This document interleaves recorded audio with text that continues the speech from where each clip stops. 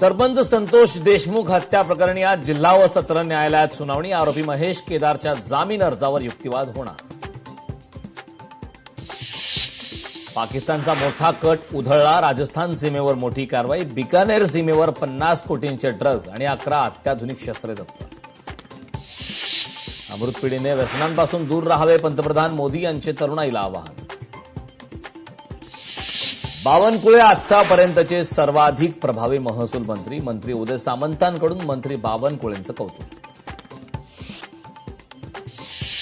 मुंबईसह ठाणे, रायगड, पुण्याला पावसाचा इशारा. मुंबई, ठाणे, रायगड, पुणे जिल्ह्यासाठी ऑरेंज अलर्ट.